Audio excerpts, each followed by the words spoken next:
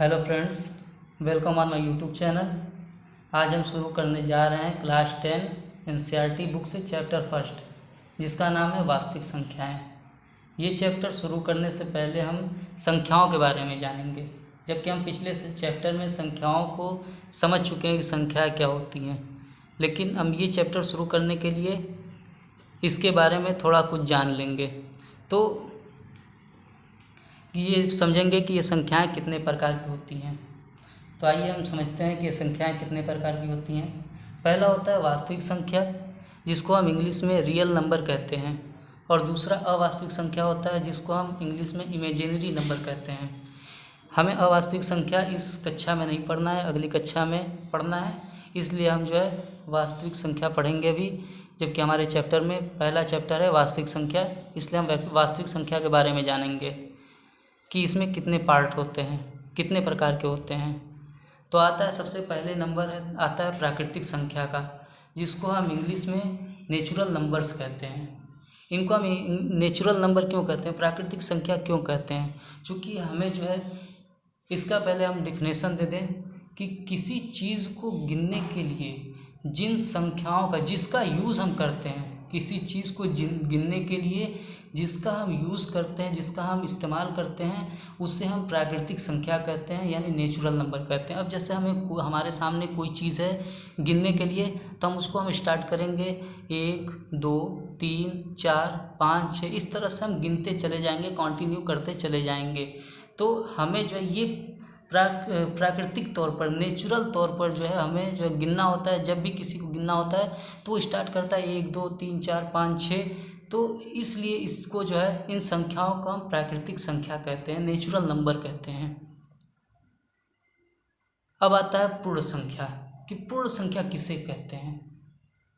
तो इसका जो डेफिनेशन है, परिभाषा है कि जब हम ज़ीरो को प्राकृतिक संख्याओं के साथ जोड़ दें, जब हम ज़ीरो को भी प्राकृतिक संख्या, यानी प्राकृतिक संख्या क्या चीज़ है, 1 2 3 4, ये सभी प्राकृतिक संख्याएं हैं। जब हम प्राकृतिक संख्याओं में ज़ीरो को जोड़ देंगे तो ये संख्याएं जो है पूर्ण संख्याएं बन जाएंगी, यानी होल नंबर बन जाएंगी। अब आता है अगला नंबर पूर्णांक का, जिसको हम अंग्रेजी में इंटीजर नंबर कहते हैं, इंटीजर्स कहते हैं। आइए समझते हैं पूर्णांक क्या होता है। तो संख्या पद्धति में, यानी नंबर सिस्टम में, जब पूर्ण संख्या यानी होल नंबर और ऋणात्मक संख्या यानी निगेटिव नंबर को मिला दिया जाए तो ये पूर्णांक कहलाती हैं। जैसे हमारा जो है प्राकृतिक संख्या में 1 2 3 4 5 6 7 दिया हुआ है, अगर इन्हीं संख्याओं में अगर हम सबके पहले अगर माइनस लगा दें, अभी तक तो ये प्राकृतिक संख्या में 1 2 3 4 ये जितनी भी चीज़ें दी हुई हैं, तो ये धनात्मक संख्याएं हैं। अगर इनमें अगर हम माइनस लगा दें, सभी संख्याओं के पहले अगर हम माइनस का निशान लगा दें या ऋण का चिन्ह लगा दें, तो ये सभी जो है ऋणात्मक हो जाएंगी। तो इसका क्या डिफिनेशन था, संख्या पद्धति में, नंबर सिस्टम में, जब पूर्ण संख्या जो अभी हम ऊपर बताएं, पूर्ण संख्या होल नंबर और ऋणात्मक संख्याओं को मिला दिया जाए, यानी जैसे यहाँ पे एग्जाम्पल में दिए हुए -5 -4 -3 -2 -1 0। अब जीरो से जो चालू हो रहा है, 0 1 2 3 4, ये तो हमारी पूर्ण संख्या हो गई। लेकिन ज़ीरो से पहले -1 है, फिर -2 है, -3 है, -4, ये -5 -6, इसी तरह चलता चला जाएगा। तो ये हमारा जो है ये जीरो के पहले जो -2 -1 -2 -3, ये चीज़ें जो है वो हमारा ऋणात्मक में है, और ज़ीरो से लेकर आगे 0 1 2 3 4 ये हमारा जो है पूर्ण संख्या है। जब पूर्ण संख्याओं और ऋणात्मक संख्याओं को अगर मिला दिया जाए तो ये पूर्णांक कहलाती हैं, यानी इंग्लिश में इसको इंटीजर कहते हैं। अब नंबर आता है अगला, अभाज्य संख्या। अभाज्य संख्या क्या होता है? अभाज्य संख्या, इसको हम जो है इंग्लिश में प्राइम नंबर्स कहते हैं। अब आइए समझते हैं प्राइम नंबर यानी अभाज्य संख्या क्या होता है। तो एक से बड़ी प्राकृतिक संख्याएं जो खुद से और 1 से विभाजित होती हैं, उसे अभाज्य संख्या कहते हैं। मतलब समझे, 1 से बड़ी हो गया 2, 3, 5, 7, 11, 13।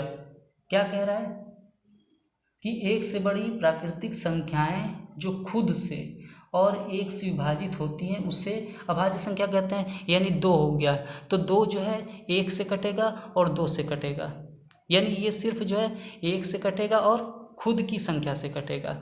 3 जो है 1 से कटेगा और खुद की संख्या से कटेगा। 5 जो है 1 से कटेगा और खुद की संख्या से कटेगा और बीच में किसी संख्या से नहीं कटेगा। 7 हो गया 1 से कटेगा, खुद की संख्या से कटेगा। 11 1 से कटेगा, खुद की संख्या से कटेगा। 13 1 से कटेगा, खुद की संख्या से कटेगा। और बाकी इसी तरह जो है आगे हम बढ़ते चले जाएंगे। जो संख्याएं 1 से कटें और खुद की संख्या से कटे वो संख्याएं अभाज्य संख्या यानी प्राइम नंबर्स कहलाती हैं। अब अगला आता है भाज्य संख्या। भाज्य संख्या क्या होता है?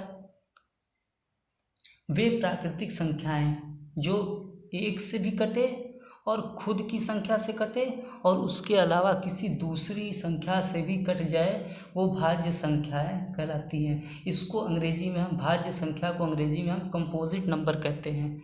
जैसे यहाँ पे दिया गया है 4 जो है 1 से भी कटेगा, खुद की संख्या यानी 4 से भी कटेगा और बीच की संख्या 2 से भी कटेगा। यानी 4 जो है 1 से तो कट ही रहा है, खुद की संख्या से तो कट ही रहा है और 2 से भी कट रहा है, यानी तीसरी संख्या 2 से भी कट रहा है। 6 जो है 1 से भी कटेगा, 6 से भी कटेगा और बीच की संख्या 2 से भी कटेगा और 3 से भी कटेगा। 8 जो है 1 से कटेगा और खुद की संख्या से कटेगा और 2 से भी कटेगा, 4 से भी कटेगा।